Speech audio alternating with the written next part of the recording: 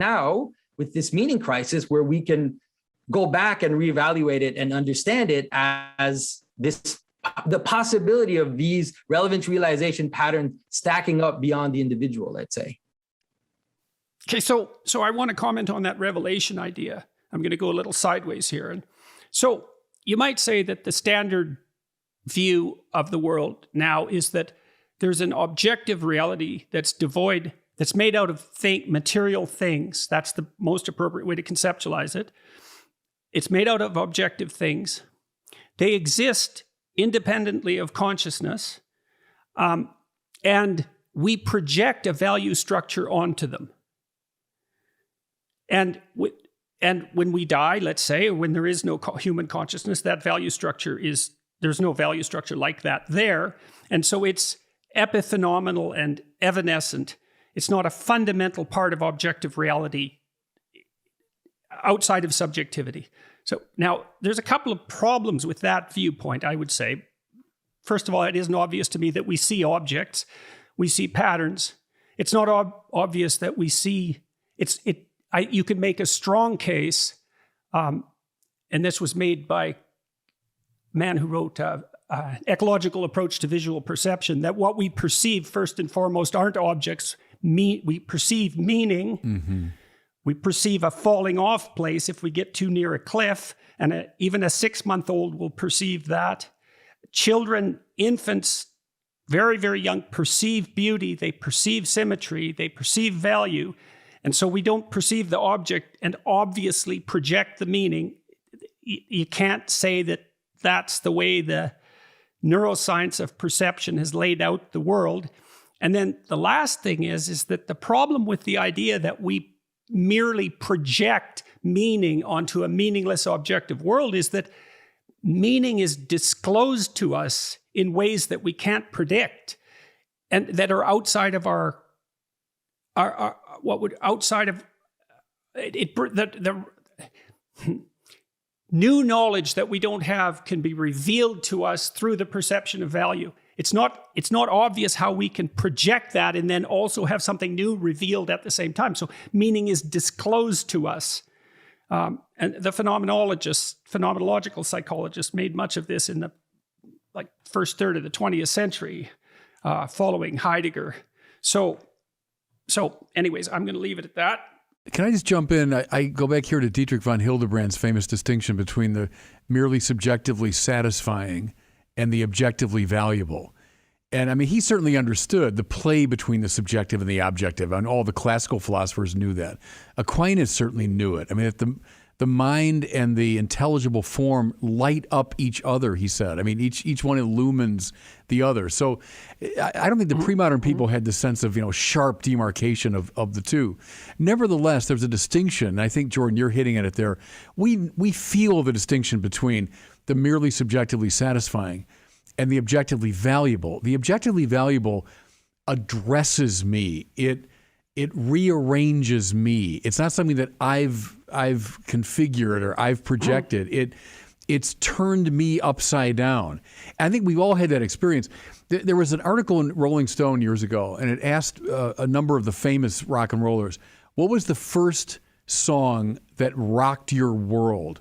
And I remember liking the formulation of that question because it didn't say, what's the first song you liked? It was the first song that changed you, that rearranged your consciousness. And I can name that very clearly in my own case, was Bob Dylan's Like a Rolling Stone. It wasn't the first song I liked, but it was the first song that rocked my world and rearranged me. And I think that's what real value is like. Now, bring it to the religious level.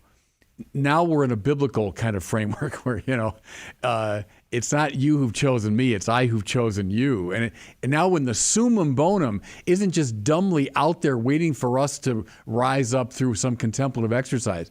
Because, the summum bonum, Plato and Plotinus and Kant could all say, yeah, there's a summum bonum. But when it really gets interesting to me is when the summum bonum is after me. The summum bonum is trying to find me and is breaking into my reluctant and recalcitrant consciousness. And now you're talking about religious revelation, but it has to do with that stunning objectivity, the good, think of like Iris Murdoch there. She was so strong on that theme that the good confronts us and it changes us and it doesn't let us go. And religious revelation is the sort of ultimate expression of that, it seems to me.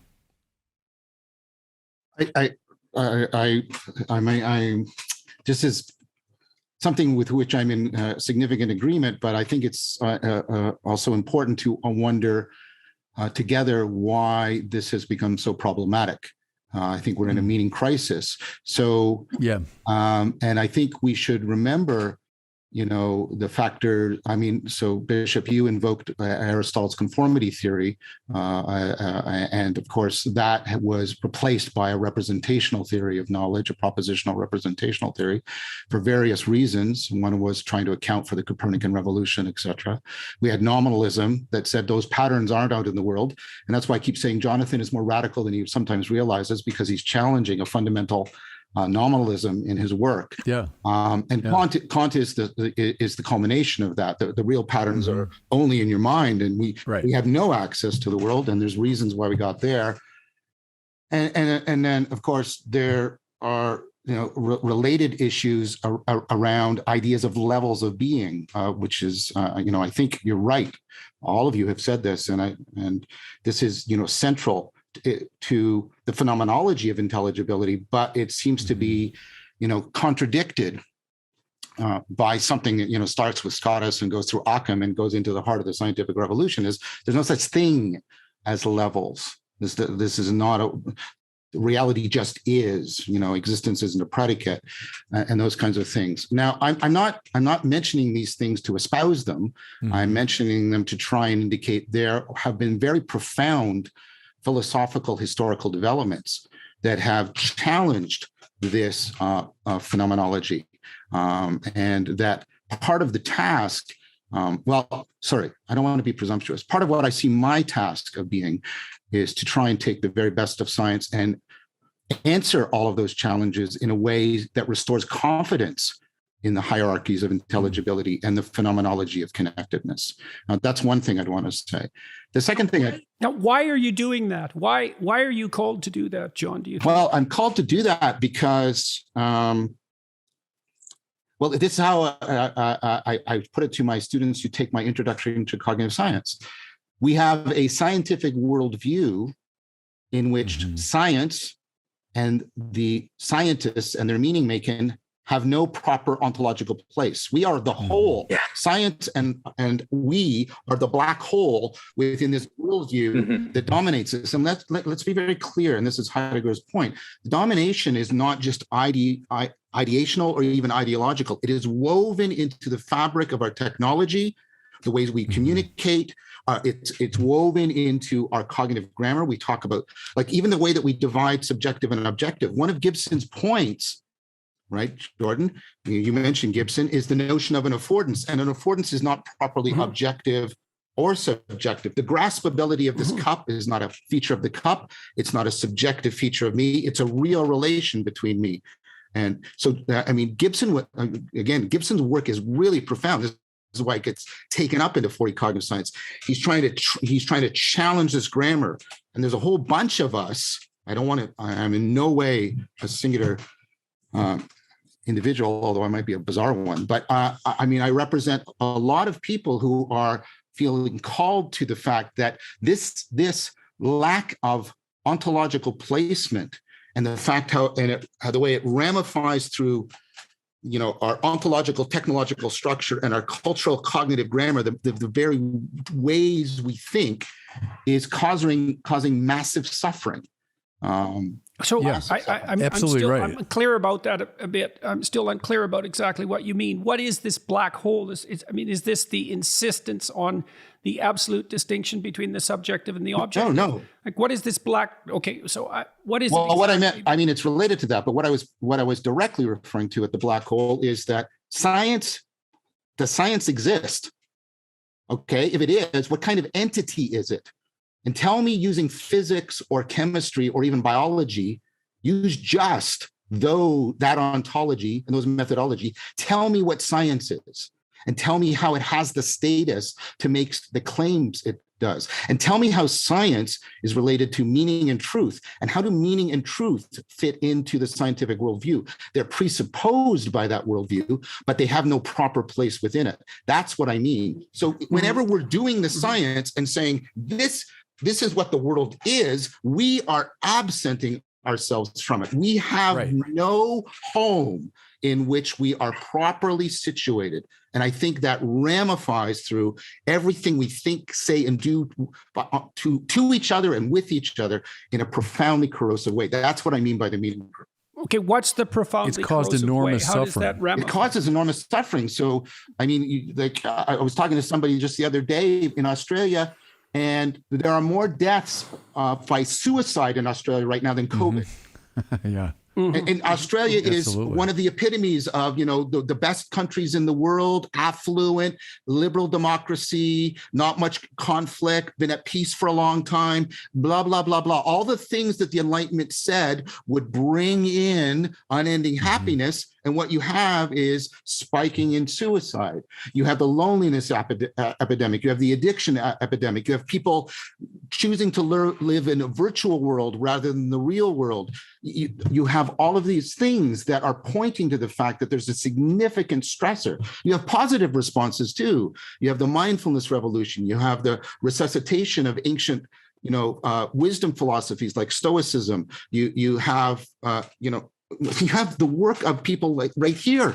I mean, one of the things, and I hope Jonathan takes this as a compliment because he knows that how highly I think of him. I think one of the things that Jonathan is doing with his work is responding to this suffering and the meaning crisis. We were drawn to each other because we both saw the zombie as a mythological represent. The culture was saying to itself, we're suffering a meaning crisis. I'm talking too much. I'm going to stop. But Jordan, if we go back to the image that you use, which is the idea that we project meaning on an objective world, already you can see the alienation that is bound up in that very proposition, which is, okay, so where are we then? We're not in the world. We're like these kind of ghosts that are floating above reality. Like, and where does that come from? Like, where does that floating intelligence come from that's able to separate itself so completely from the world that it's able to just analyze it objectively and then project and then realize that it's projecting subjective meaning on top of it. And so